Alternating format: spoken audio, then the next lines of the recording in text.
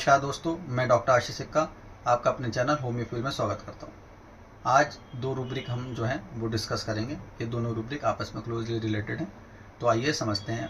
आपने कई बार ऐसा देखा होगा और सबके साथ होता है, नॉर्मली हुआ भी होगा कि आप कहीं जा रहे हैं, आप घर जा रहे हैं रास्ते से और आप जो है अपनी बाइक पर होते हैं और कई बार आप जो है घर तक पहुँच जाते हैं और आपको कहता है अरे मैं कैसे यहाँ पहुँच गया, तो आपको पता भी नहीं होता और आप पहुँच जाते हैं।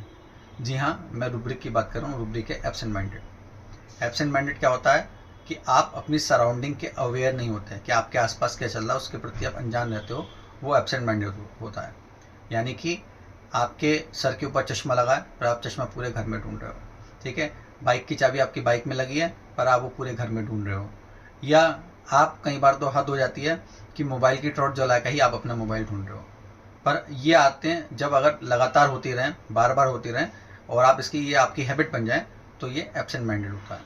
कई बार ऐसा भी हुआ होगा आपके साथ कि आप जो है रोड पर जा रहे हो और आपको किसी मोड़ पर मुड़ना है, आपके अपने घर के जो रास्ते पे मुड़ना है और आप रेगुलर ही वहाँ जो है मुड़ते हो, पर आप उस दिन भूल जाते हो, आगे निकल जाते हो। फिर अचानक ध्यान आता है अरे ये क्या हुआ, मुझे तो वहाँ मुड़ना था, मैं आगे कैसे आ गया। या कई बार ऐसा होता है कि आप खाना बना रहे हो, खाना बनाते बनाते नमक की जगह चीनी डाल दी आपने। तो ये जो चीज़ें अगर आप रेगुलर हैबिट में कर रहे हैं, आपकी आदत बन गई इन चीज़ों को दोहराने की, तो आप एब्सेंट माइंडेड हैं। नॉर्मली ये रूब्रिक हम मिस्टेक करते हैं क्योंकि इसके साथ एक दूसरा रूब्रिक और आता है जिसको हम समझने में मिस्टेक करते हैं।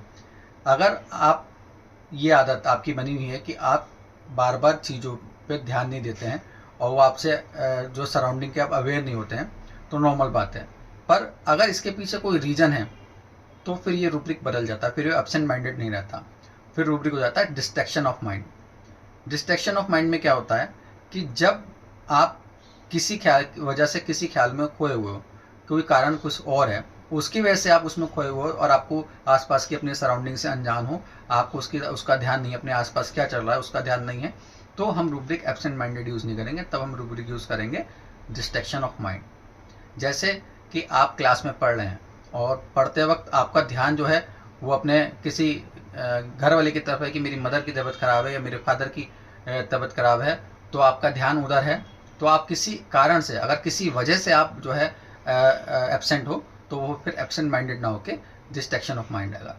दोस्तों, ये रूब्रिक दोनों आपस में क्लोजली रिलेटेड हैं, तो ये जो डिफरेंस है यही समझना बहुत ज़रूरी होता है कि हमें जो पेशेंट में क्या ढूंढना है, कि वो एब्सेंट माइंडेड है या डिस्ट्रैक्शन ऑफ माइंड है। अगर डिस्ट्रैक्शन ऑफ माइंड है तो उसके पीछे हमेशा कोई ना कोई रीज़न होता है, कोई ना कोई वजह होती है, वो उस वजह की वजह से जो है वो खोया रहता है या प्रेजेंट में अपने जो है प्रेजेंट नहीं होता है, अपनी करंट जो वातावरण है उसका एटमॉस्फेयर जहाँ पर वो है वहाँ प्रेजेंट ना होकर वो उन ख्यालों में खोया हुआ है जहाँ से उसको जो है डिस्ट्रैक्शन हो रही है। इसलिए जो रूब्रिक डिस्ट्रैक्शन ऑफ माइंड है।